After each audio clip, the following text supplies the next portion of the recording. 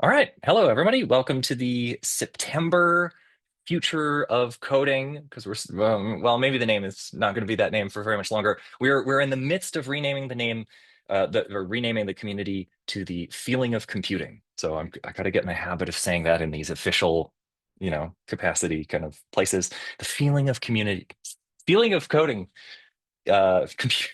All right. Reboot. Welcome to the Feeling of Computing September virtual meetup. We've got 3 demos today. We've got one from Jouke, we've got one from Geert, and we've got one from Mariano. And I am going to hand it off to them. They've been briefed on how to do these demos. So yeah, at any point, anybody interrupt with questions. And I have no idea what these demos are going to be. So I am excited to see this. I'm going in completely blind, as is everybody in attendance. So Jouke, when you are ready, take it away. Alrighty, cool. Thanks a lot. I'm going to share my tab. So you're into the product right now. This is the product. So it's called Comper. You can browse the website on comper.io. You cannot use the product there yet, but you can see what it's about. Opening a private beta soon, and you can reach me here. Now, what it is, it's a digital whiteboard. Like there are so many, but it's kind of special because it's really geared towards understanding code base. The name comes from Comperio. It's Latin, I think, for learning, discovering, finding out, or to know for certain. And I think that in software teams, we don't do that enough. I noticed that when I was a CTO, like at some point you lose grip of what everyone is working on. It's too much. And that was like 15 people in my team. Imagine if you're like have hundreds of engineers. There's no bird's eye view. So I think I see 3 problems that I'm trying to solve. One is that software teams are a black box. Outside of the team, very few people know what the software is actually like, what the issues are, how it works, those kind of things. Everyone has a different mental model of the software landscape, and I think organizations make very bad decisions based on all this. They lay off people that should never be laid off.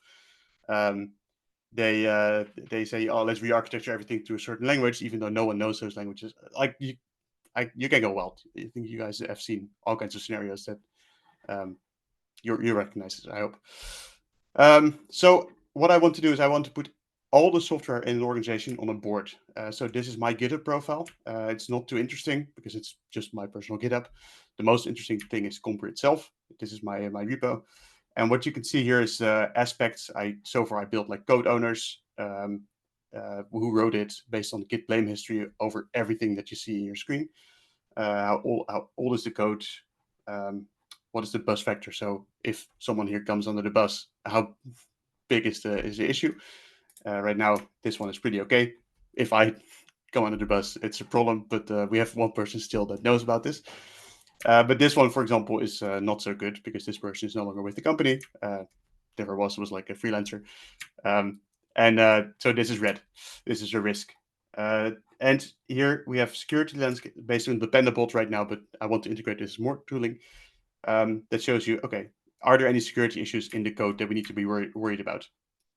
So this gives you a bird's eye view, but the cool thing is you can zoom in. So if I go back to language mode, I can go and I want to see like a classical tree map algorithm. I can zoom in all the way to the code and I can explore what is this. Which is nice because now I have the basis for example, making Google Docs like comments on code. So normally if you want to add a comment to the code, you never do that unless you're writing that part of the code. If you read code, you're never like, this person wrote this last year. Let's ask him a question. You do that on Slack asynchronously. All the information is just lost. I want to capture those kind of things. I haven't built that yet, but that's next. And I want to say, okay, add a comment here. How does this work? I saw that you wrote it. And then next person in their IDE sees a pop-up, like Google Docs. There's a comment and a thread about it.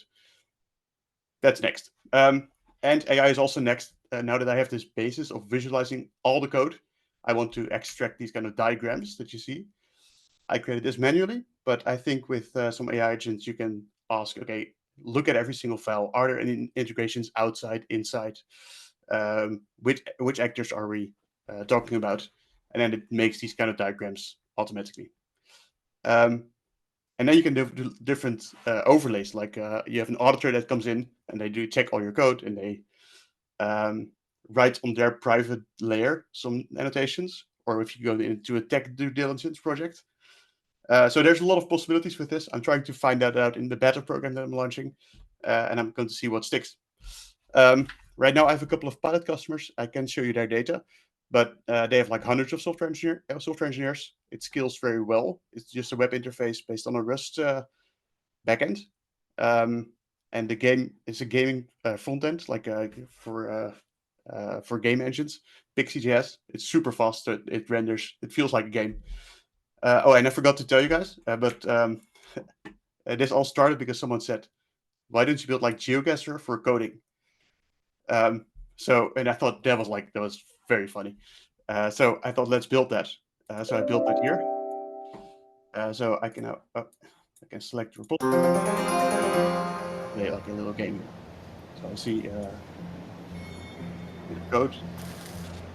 Do I know where this is? It's test code in Rust. I'm guessing somewhere here. Pretty close. Anyway, I won't finish the game, but you get the point. I think this is very fun to play with your team. So yeah, I like what I'm doing here, and I think I'm onto something that can be very useful for many people in software teams. I just need to find out how to sell it. There's more, but if we have time, then I can show you some more features. We do have time. This is incredible. This is so cool. I'll ask a question here just to encourage the format. Hey, Yeah. what are those little stick figure people and the little database looking things and the arrows connecting them and the boxes coming out? Yeah. What Sure. are those kind of annotations about? So this is simple, right? This is a software. This is a GitHub repo. I sync with Azure DevOps, GitLab, Bitbucket can easily be made. So this is simple, but then these are just right now objects. And I just draw them manually. So I can add like a rectangle here. So it's very rudimentary right now. And I can connect them with arrows like this. But I want to do this, like I said, with AI agents, that it discovers the code that you have. And then it says, oh, I actually have a Postgres database and I'm using these tables. And in this part of the code, if you zoom in here, it connects actually to a specific table and it reads stuff from there. And then if you would zoom into here, and this like use your fantasy here, you would zoom in and you would see all like a database schema. And you can say, see an arrow from that part of the code to actually somewhere in your database. Same with all kinds of other services. Here I just use 3 persistent data stores, RocksDB, Postgres, Git.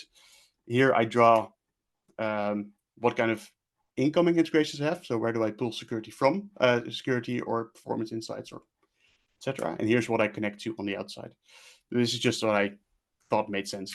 And these are just what kind of people interact with the system. And then there's those sort of circular animating pulsating rings. Good one. Yeah. So to organize your board, I built these like magnets. And if I turn on auto layout, I use a force layout algorithm and I can say, oh, now I want this team to be here, for example. And then it attracts everything that is tagged with this same thingy. But I can also do, now it's a tag, but I can also do like team mode and I can say, okay, this is just me. And who am I?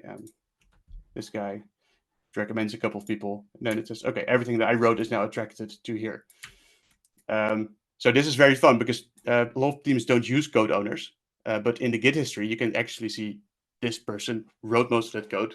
So you can attract all of the code that is like naturally fitting with the team to a team. So you can automatically discover how the team actually works instead of like the top-down forced management style. I think one thing I'm very curious to get your feelings about, this is like feeling podcast or a meetup, is there's a lot of data in Git. So I can go down here and I can say, okay, now show me the statistics of everything that I have. You can see that I started building this for real in December last year. But now I can also say, okay, only show it for me, or only show it for my son, for example, who did like a small project. Let's see. Okay, this is my son. You can see that he wrote this part. He wrote this last year. Anyway, you can go into performance metrics and see which person actually did what exactly when. which is very useful if you're an engineering manager, but also a bit scary. So I have feelings about that. I'm not sure if they're the right feelings. I don't know. Yeah, there's Whatever. an element of like, it's nice that this is being framed in terms of people, like it's very people forward and human centric, but at the same time, that's a double-edged sword because it could be used to, there's a really good essay about educational software that I like called Against Cop Shit. And I feel like this could be used for some cop shit, It could depending be on different. the sort of the grain of the feature set. So there's a Yeah. real sort of sensitive angle there But for also what this is meant to enable people to do. it also creates the arms race of incentives where like your manager is looking at the stats, so you create a script that commits and reverts changes or just Yeah. formats the whole code base, so you're all over the place. So Yeah, it's exactly, it's an arms race. I noticed the unit of measurement is in lines of code as well. So yeah, so it's very blunt. It also tracks like removals.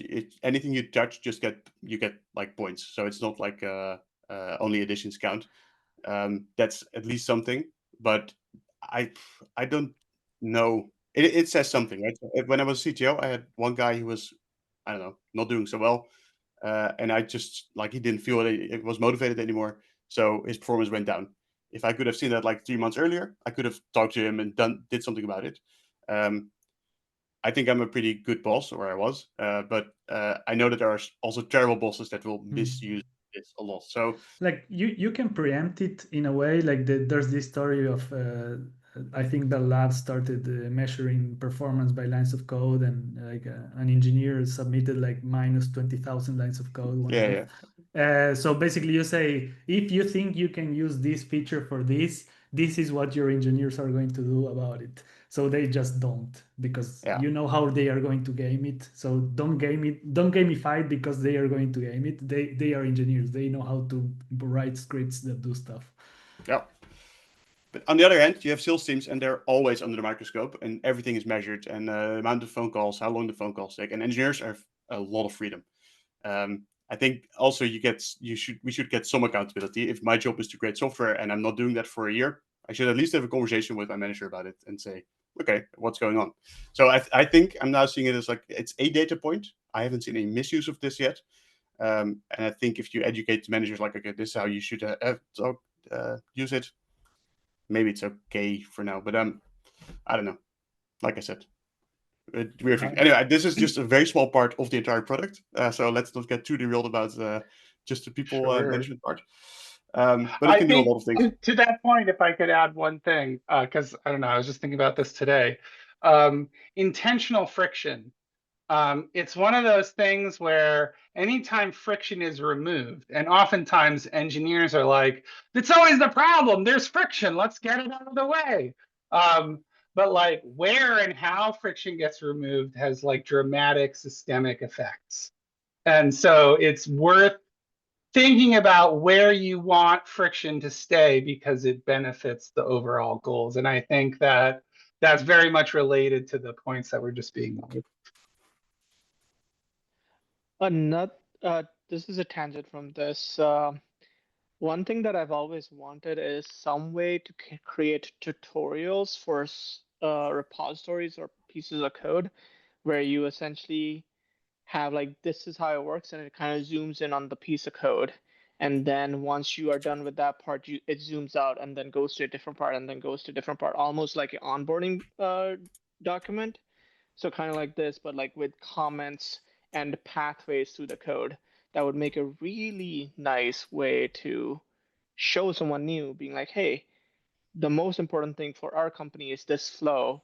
And you just like walk through it and click through it, and it like almost puts the code in a physical landscape that the brain can really map to. This tool seems really designed for that. Yeah, you saw what it just did, right? So I just recorded this.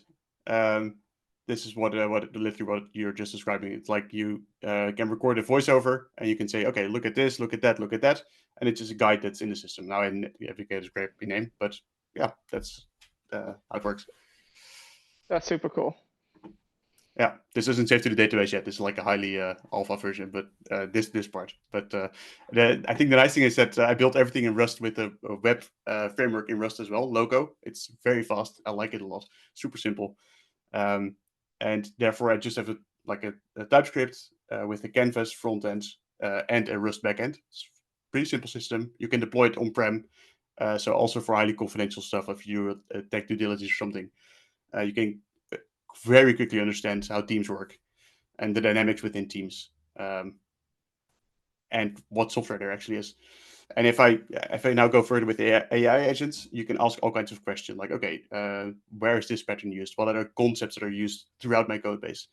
Because all the tools that exist for these kind of things are only for single repos, and I've never seen anything like this.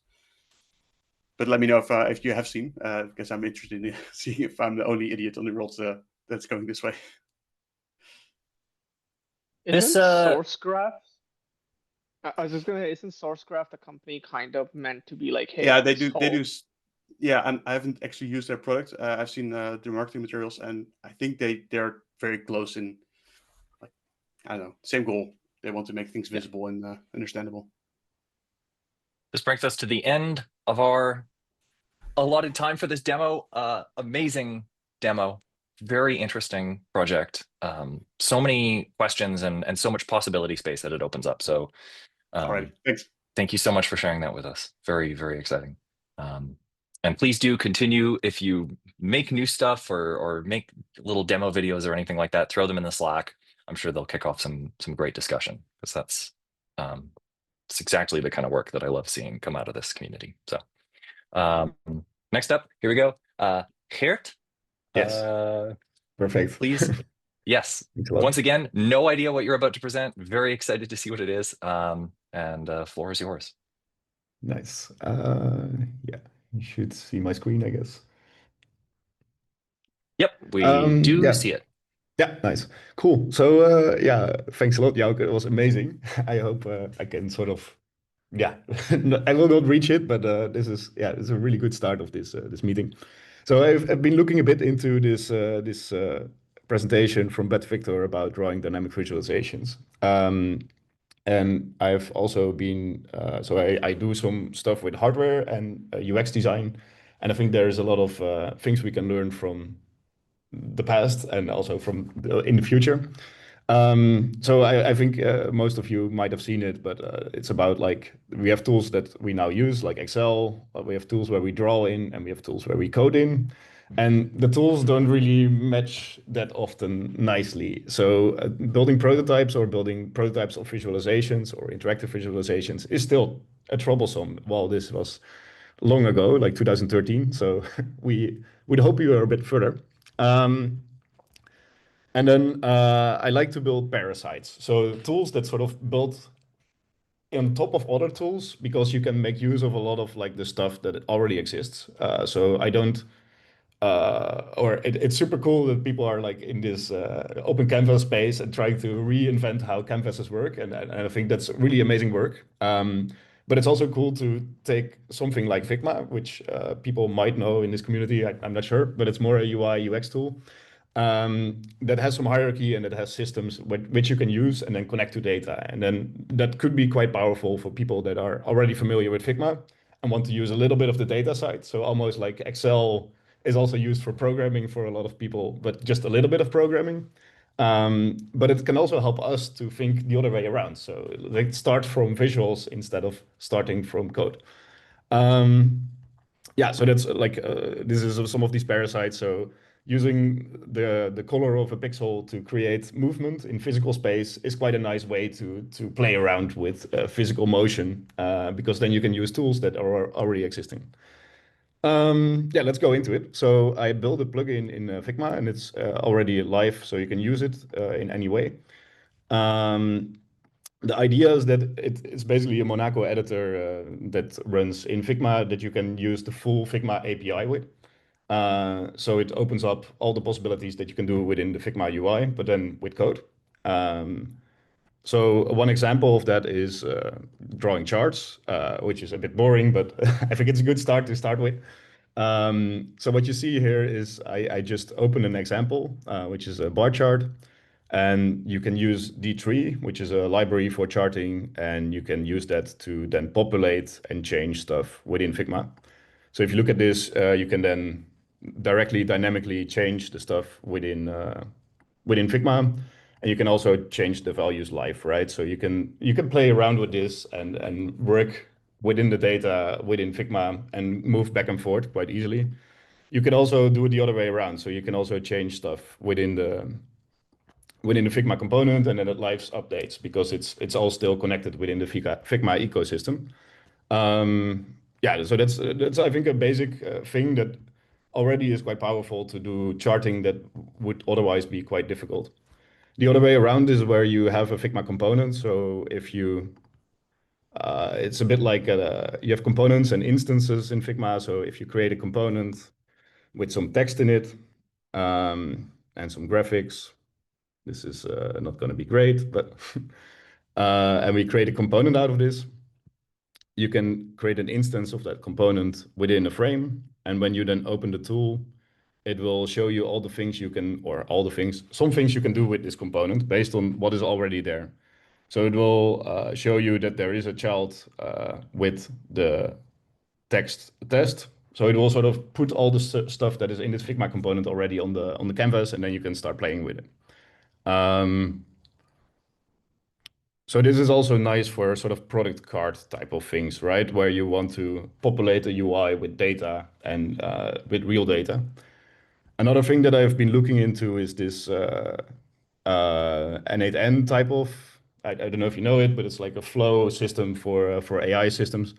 But then use that in Figma as well. So you can design your own components and they can be connected to each other with the line system. So what you see here is there is a piece of food on the top. There's a system prompt and there is a schema that it needs to output. And if you run this, it will basically call an OpenAI API.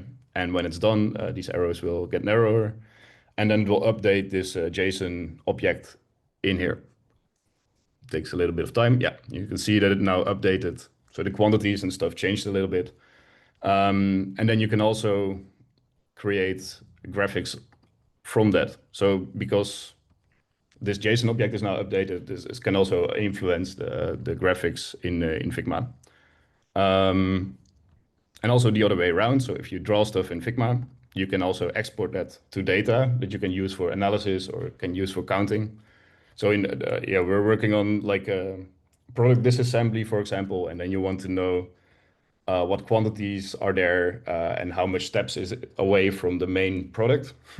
So how much disassembly steps do you need to do? And then this can be quite a nice tool because right now we designed it in Figma and we also do it in Excel, but it's nice to combine these two so you don't have to do it twice. And then you can also use D3 as it is originally intended, but then within Figma. So the nice thing of that is that you can then have the data in Figma. So for designers, it's a quicker way to move from data to something in Figma. So if you look at this, let's lock it to the thing. And you change the quantity, for example, of the oil reserves in the UK, you can see that the chart changes. But you can still also focus on changing the chart in this way. So you can sort of play around with, okay, this is a component and I want to lay out this whole chart in a different way. Now you can do that. There's nothing holding you from doing all that type of stuff and moving this up, aligning it to the left, or because all these things are based on constraints within Figma. You have quite some freedom to say that you want stuff to be aligned or mapped in different ways. No, I moved it out. That's really cool. Does it like expose like observables for the changes in all these things you're moving and it's reacting? Does it expose in the plugin system a way to subscribe to changes in things, or? I think it could. Like I tried to use that, so I when did you it the other rotated way a around thing- first. So I Oh, observed oh. changes in the code, but it became quite problematic quite often because people don't understand why stuff is suddenly moving and stuff is suddenly going. But it would be super nice indeed if you, for example, this table, you would observe the content of the table and then it would live update the chart. So you don't have to do this re-rendering. And also understanding that lines might go into a component and that component might influence another component, like with the AI example, would also be nice. And I think it should all be possible.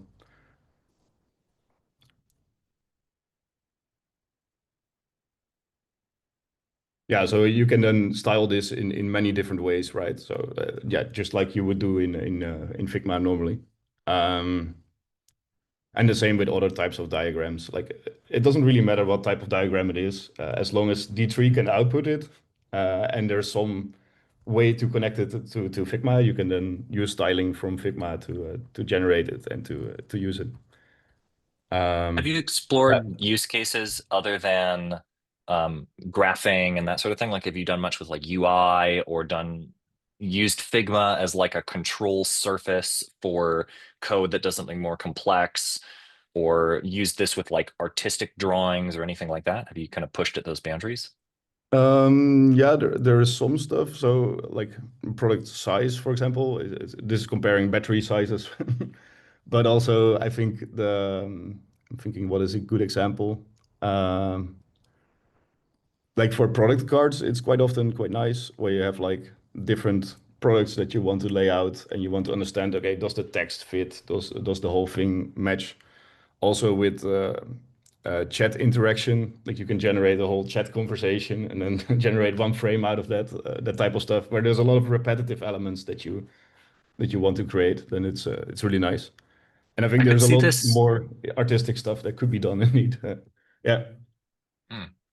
Sorry, I was going to say I could see this replacing a lot of sort of single purpose plugins. Like for instance, I'm sure there's a plugin that exists to let you switch between a bunch of different localized strings and see how they render in your UI mockup. And you could build something like that yourself with just a little bit of code. And so I like this as sort of a, don't go look for other plugins, just like roll your own kind of thing for people who have that skill set. No, exactly. So that was also the problem that I started off with, is like Excel is giving you the ability to create some charts, and in Illustrator and in Figma you have some sort of default chart plugins, but you want to have the freedom to actually think about how you want to visualize something yourself and then play with it and understand it by playing and seeing this, yeah, back and forth between string doesn't fit, I need to change the orientation, or I need to do something else. Exactly. Are you basically cutting out the middleman? Like normally you build something in Figma, then you go to React or some HTML crap, and then now you're just you don't. I think there is still this is more for prototyping and more for the visual part, right? So when it needs to be super interactive and responding to skill, perhaps this is not the best way. But yeah, definitely you have already the framework exactly of what you want. So potentially you could for do internal dashboard, for example, I could see Yeah. this for like you don't need all that luxury Yeah. interaction. Yeah. Yeah, and I think also for programming languages, this could be interesting, right? So if you want to prototype programming languages beyond this type of stuff, you could have blocks that communicate with other blocks, and the definition of these blocks is all up to you, right? And how they communicate or how they transfer information, or Yeah, It'd that's always be the future of yeah. I'd be curious to hear if you felt now that you've brought sort of a coding environment and are using D3, which is sort of graphics focused, I imagine there's like some sort of semantic gap between what you can express in D3 and what you can express using Figma's drawing tools. And I'm curious like where the friction points are between those things. If there's some things where it's like, oh, I love being able to do blank with the drawing tools in Figma, but D3, that's a real pain in the ass. And so I just can't do it, or vice versa. What those sorts of things feel like. I think D3 is amazing for scaling and stuff, right? So if you go back in here, so if you scale this element differently, whoop, it will. It's super nice that you make everything proportional to the sort of boundaries of the box. So scaling is one thing where D3 is really amazing in. Where Figma is nice for is like seeing instantly what you're doing has an effect. So if I change constraints, for example, so I change this to be, let me see if I can fix that. I don't know what this does, but let's see what it does. But you can play around with like, okay, I want stuff to be center aligned, and then you can see instantly with all these instances how center aligned looks like. And that's really powerful because you cannot imagine that in code how it will look like, and that it will overlap text, and that it will be difficult to read or something. But within a visual tool, that's way easier. Years ago, I was involved in a like a board game and card game designer developer group, and one of the things that people were hungry for was like really good tools for just making a deck of cards, where you could have like a data-driven, cards, and you could edit them, and you can actually see what you're doing. And Adobe was really powerful at design, but the integration wasn't great. Other things were good at the data, but anyway, this sort of thing would probably be great for that. Yeah, that would be amazing to get in touch with them and see if there is something I can do for them or that would work. Yeah. Yeah, games are a great motivator for canvas-based graphical programming tools. There's a lot of overlap between the things you can do in that space and the things that games kind of coerce you into doing. But that brings us to our time. Thanks a Banger lot. demo. Really, really exciting to see. Once again, keep us posted as it evolves, because this is a fascinating space that you're playing in. For our third and final demo today, we have Mariano. Hi. Whenever you're ready, take it away. Yeah. Let's see.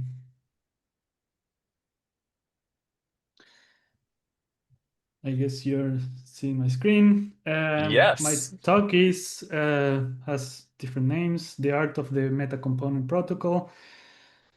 I'm been thinking about and prototyping and researching the true component in the visual meaning. Component, as the closure people will tell you, comes from Latin com and ponere, which means to put together. And I've seen many peoples and many frameworks talk about components, but I don't see them allowing you to put together two things that don't come from the same place or without requiring much glue. And I'm looking for the holy trinity of a component being data, UI, and code, and being native to the three ones without being a hack. And the idea behind the demo I'm going to give is as much HTML or declarative as possible, as much JS or imperative as needed. Maybe Carl Schiller said that or something like that. And the inspiration is Hypercard, Visual Basic 6, the old web, OpenDoc, and wikis. And I can go back to that. Let's go to the demo. The working title is Vibecard, and I'm going to do a to-do list app in 5 minutes or less. So you have scopes. Scopes are groups of components. I'm going to start with an item component, and this item component is going to have two fields. One is going to be completed, which is going to be a Boolean. The other one is going to be text, which is going to be text, and I want to do a to-do item. So let's start with checkbox. So I have an input of type checkbox and with some style that has a dynamic attribute checked that has the value of the completed attribute. And on input is going to set completed to the value of the event. And I'm going to build that, and I have a checkbox, which is good enough. Now let's move to the input. It's going to be an input. The value is a dynamic attribute, and it's going to have the value of the text attribute. And on input is going to set the text to the value of the event. And if that works, I have the two things, and I'm going to add some CSS to make it look nicer, some more. center. So now we have our to-do item. I'm going to create a new component. I'm going to call it items. And it's going to have a single attribute, field called items, and it's going to be a list. And we want to add items to our list. So we're going to start with a button. On click, it's going to call an input handler, not a method. So it doesn't start with the dot add item. And we're going to pass a reference to the item component that is in the scope. Let's call that scope to instead of my scope. And this doesn't have a label, add task. So this now has a label, but the input handler doesn't exist. So I'm going to add it. It's going to be on add item, and it's going to take one argument, which is the item component. And the single line of the whole to-do app, it's going to do push in items, which is a method that is automatically generated for the field. And I'm going to make an instance of the component with completed set to false and text set to do it. And if this works, you're not going to see anything because we are not showing the tasks. So I'm going to create a div. Let's hide this thing over here, make this larger. And we're going to join vertically with a gap of 3. What we're going to join is a div that is going to repeat for each item in items, and it's going to, for now, render it. It is the thing that is being iterated. So if this works, it's going to look ugly. So I'm going to do this thing where I do this, that this should look nicer. And I have my to-do list, but now I may want to remove items. So I'm going to add a button, and it's going to be a small circular, not so flashy red button with an X. Whoops. And that doesn't look nice. So let's add a class with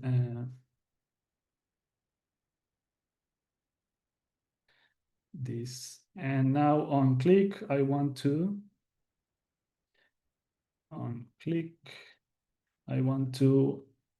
remove in items at the key binding, which is bound to each item in the list. So now I can do this thing. And now I may want to go back to the item and say that when it's disabled when completed. And so let's try this. So it's disabled when it's completed, and I go back to items. And now that also works over here. And we are done. We have our to-do item task app.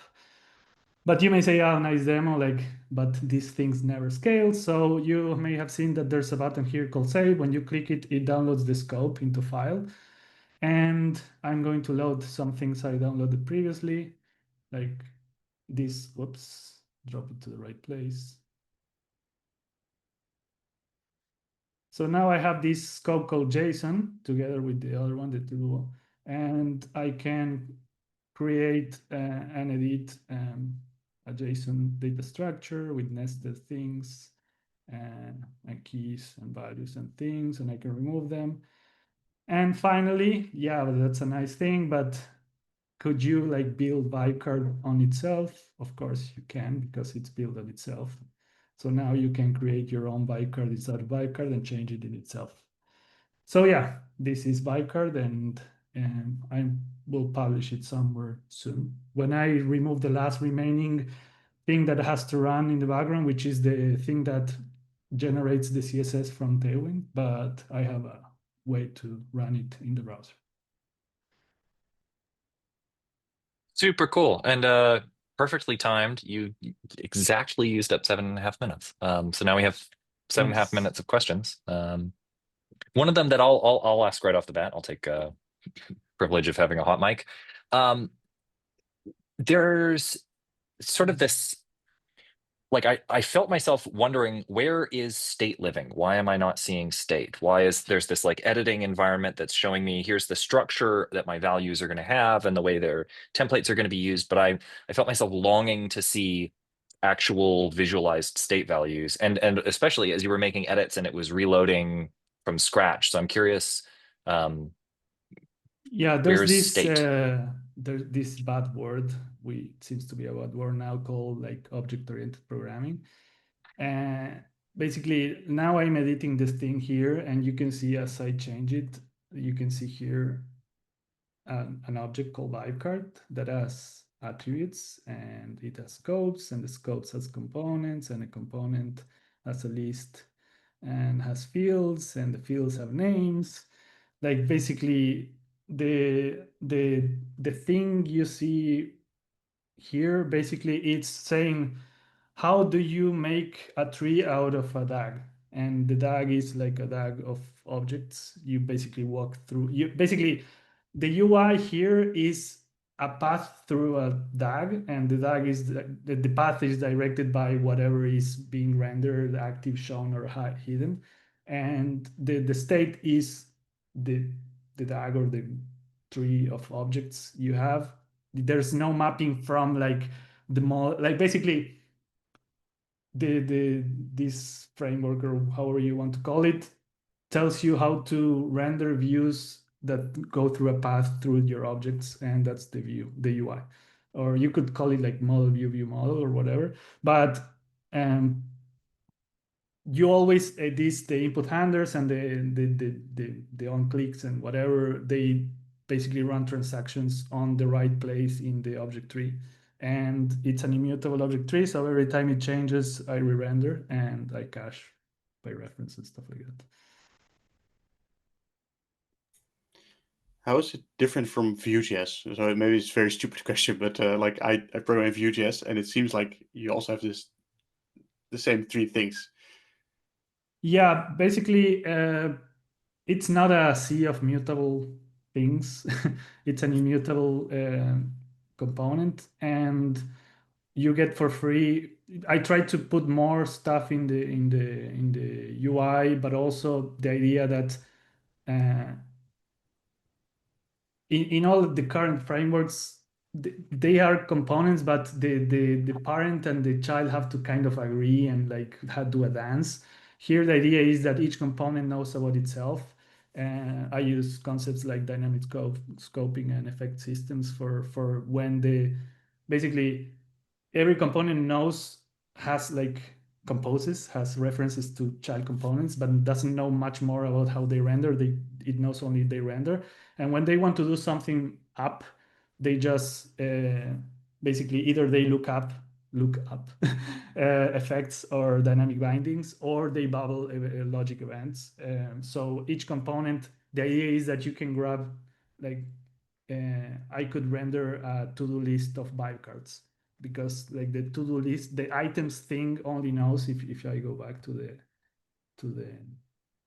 the items here, it just says render it. It doesn't know what it is. Basically, it has a list of things that can render. And React and Vue, first, like also like the whole also the rendering model is like you have an immutable reference to the root, and you transact on a path in the tree, and whenever that changes, that re-renders. It's much more easy to understand and to debug and to visualize than like a sea of mutable things changing and triggering re-renders. But yeah, it may not be a thing that people like. Oh, clear. Cool. I Thanks. like it. I have to write about it, basically. How would it interact with something like a backend service to save and load data, since you don't normally, want to work with it just directly like this? There's usually some database or something you connect to. Yes, each component, I'm not going to go look for it, but each component can basically look up effects. It says like at this point I want to do this thing. I can quickly show you. And basically the environment provides those bindings. You can provide them. Basically a project here is like a tree of nested scopes. And when you say I want to like run here, like this one is not going to run because here the effect for running a component is registered, and here it's not because I don't know that you want that. And here this component in the root of this project, there's an effect for save or dump, and here it's not. So basically you register, like you require a function that will do something, and it's you look it up as an effect if you know what it is, effect systems. But for example, you can have one effect here and one effect for the thing you are playing with, or you can register another effect for if you're testing. Like for dump, you're not going to like trigger a download of the thing like right here. You may just log it to the console or grab it into a variable and test it in your test. And that's the other idea of component. If you need a list of something that comes from up above, somebody above will you say you need that list as a name. You agree with another component up, and they register it as a dynamic binding, and you get it. But you provide a default in case nobody provided that. In the case of effects, if you require an effect that doesn't exist, you will get an error, a manageable error, like that effect doesn't exist. You can say, hey, I'm not configured properly, or I don't know how to save because nobody told me how to save, basically. Sure. That's the idea of the component. You say what you need because you don't know where you are in the render tree. But if you were to respond to like a save and you had some arbitrary, like, all right, you've made a whole, like, let's say it's something boring. It's a form, it's got a bunch of data. And let's say that bunch of data, there's some record in the database or nested object that you got to fetch to get that data. And like, would that get to all the parts through sort of like, prop drilling kind of passing? No, that's the idea. You don't drill anything. From like a providing mechanism, like you're saying, dynamic scope. There'd be a way for the lower down thing to be like, give me that thing up there that has this data I care about. Yeah, for example, let's see if I can find it quickly.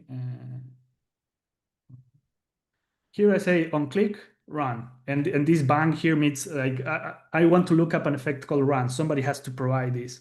And on run, which is somewhere over here, on run, I will just call run with the current scope and the component that is currently being focused. And I'm going to be called back with the response of, hey, I ran or I didn't run. Like this thing doesn't exist. But I'm just saying, like, so, I need an effect called run.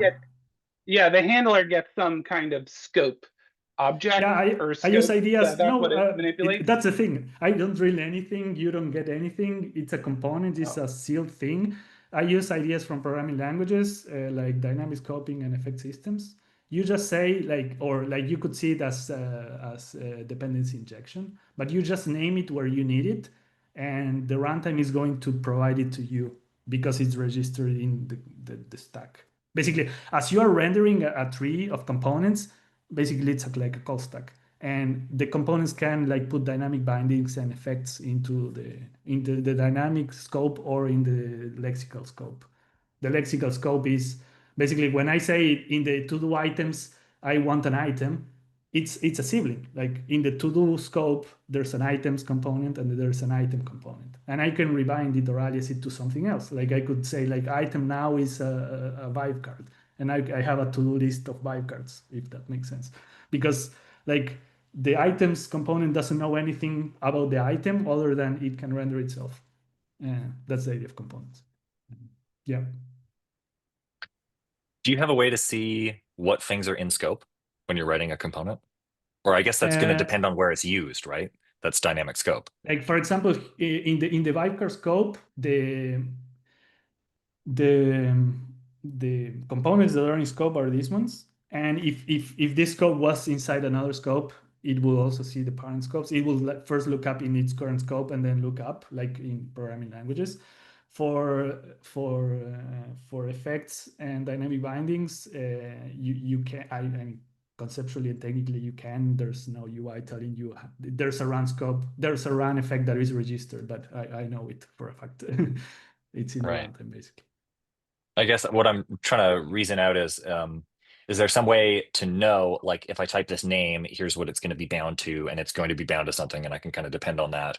Or do you just kind of have to know by construction that it's like this name is going to get this like in binding? programming languages, you have these two scopes, like lexical scope, which when you write a name, I can tell you like statically what that results into, and dynamic bindings is it's going to be bound at in the call stack, so I can tell you, like I can point you at places in the code where somebody is probably binding if the execution goes through that, but I can tell you the value because you're only going to know it at runtime. So you have these two options. You can bound lexically or you can bind dynamically, which is like what you do in programming. I'm just used to like or thinking about this from the sort of the human angle.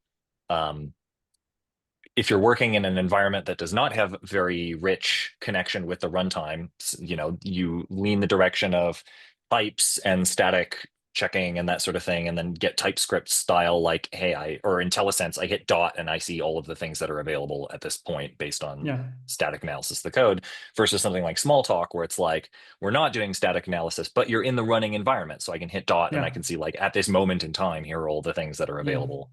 And I'm curious,